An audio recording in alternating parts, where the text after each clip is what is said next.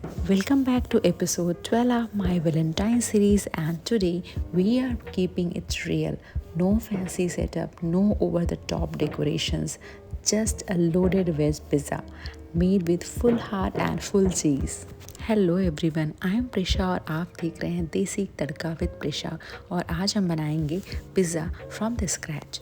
तो सबसे पहले हमें लेना है मिक्सिंग बोल, उसमें डालना है half cup of warm milk, not hot, warm होना चाहिए, 1 टीस्पून ऑफ शुगर और इसको हल्का सा मिक्स देना है।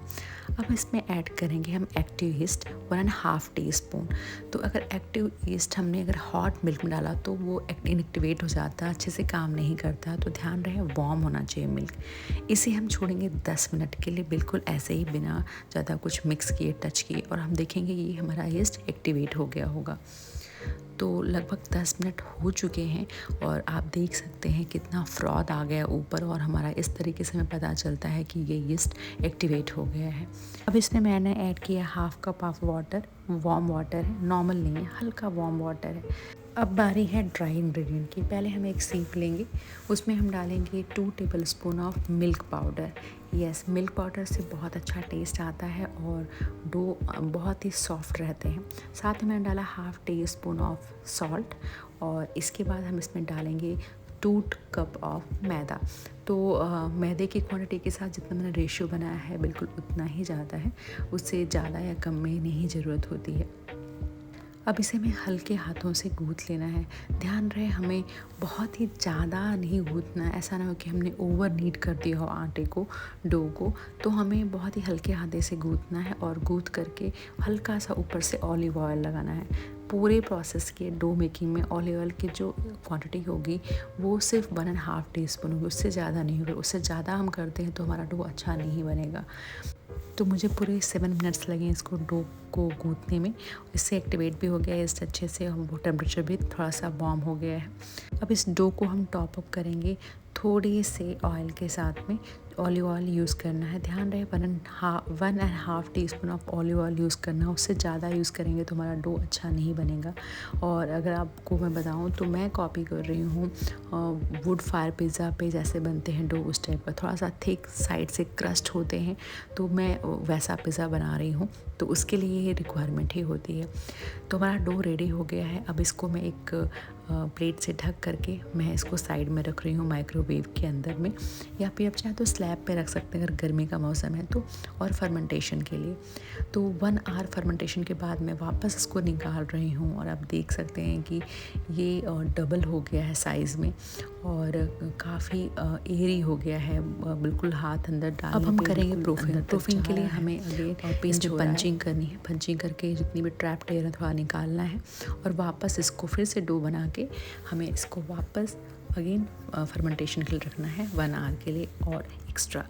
तो ये प्रोसेस बहुत इंपॉर्टेंट होता है, इससे डो बहुत ही अच्छा बनता है, पिज़्ज़ा का बेस बहुत अच्छा बनता है, अंदर एयर ट्रैप हो जाती हैं। तो प्रूफिंग करने के बाद का 1 आवर बीत चुका है, यानी कि डो जब से हमने बनाना स्टार्ट किया 2 आवर हो चुके हैं, और हमारा डो देखिए कुछ इस तरीके का हुआ, बिल्कुल बोल फिल हो गया है अच्छे से, बहुत ही ज़्यादा फ्रॉदी हो गया है, फर्मेंटेशन अच्छे से हो गया है।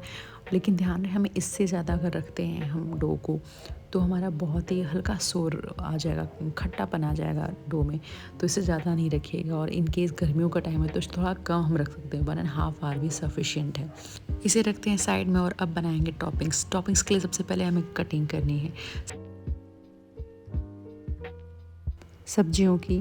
तो सबसे पहले मैंने लिया हाफ कैप्सिकम और इसे कुछ इस तरीके से क्यूब फॉर्म में कट कर लिया। साथ में मैंने लिया पेपरिका, लाल मिर्ची, उसे भी मैंने गोल गोल साइड में कर लिया है। अनियन लिया है मैंने मीडियम साइज़ 1, उसको भी सेम शेप दिया है क्यूब फॉर्म में, और एक टमाटो लिया है, साथ में पनीर, और इसके अलावा मेरे पास में था बॉइल्ड कॉर्न। सारी सब्जियां सबसे पहले वॉश की थी और अभी चॉपिंग करें। टमाटो जब कट करें तो ध्यान रहे उसका हमें पल्प निकाल देना है, बीज बिल्कुल निकाल देना है। अनियन को भी आप जब कट कर रहे हैं तो उसकी स्लाइस सारी अलग अलग करनी है, अदरवाइज़ वो जो रेस्टोरेंट वाला टेस्ट होता है वो नहीं आएगा।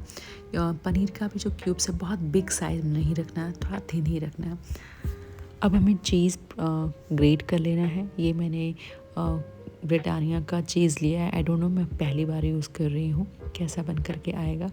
और इसे मैंने ग्रेट कर लिया है और ग्रेट करके साइड में रख लिया है। तो सबसे पहले हम लेंगे एक माइक्रोवेव सेफ प्लेट। उसको हमने ऑयल से और हल्का सा आटा से डस्टिंग की है। डस्टिंग इसलिए की है सो दैट कि पिज़्ज़ा बेसिस पे चिपके नहीं। अब मैं पिज़्ज़ा का आटा से लोइयाँ ले रही हूँ। इसमें 2 पिज़्ज़ा बन जाएंगे।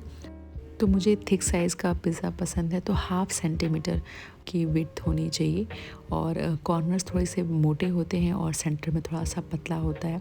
तो आप इस तरीके से फिंगर्स के टिप का यूज़ करके कुछ इस तरीके से हम एक रोटी बनाकर इस प्लेट में चिपका देंगे।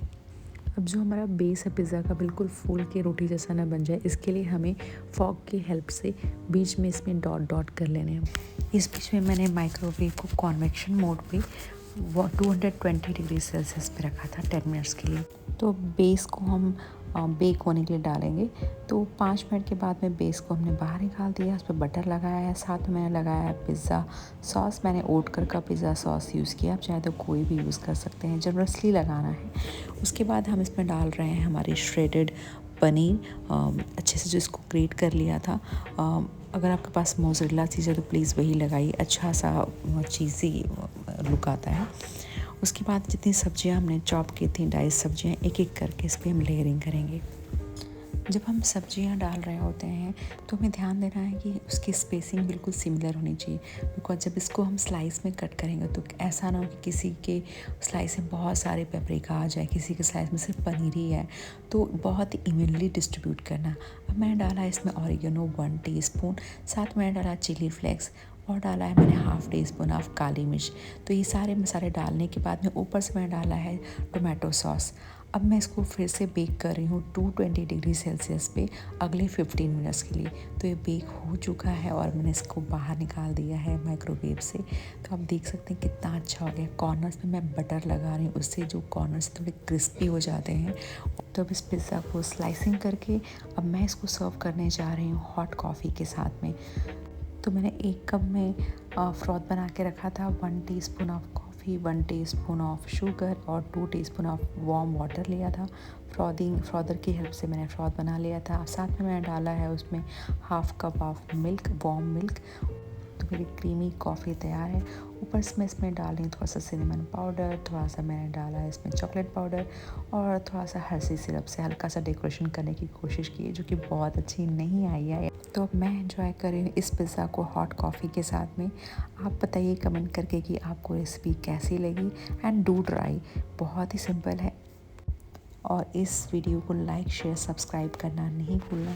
मिलते हैं नेक्स्ट एपिसोड में कुछ ऐसी खास रेसिपीज़ के साथ में। Till the time, take care, bye bye.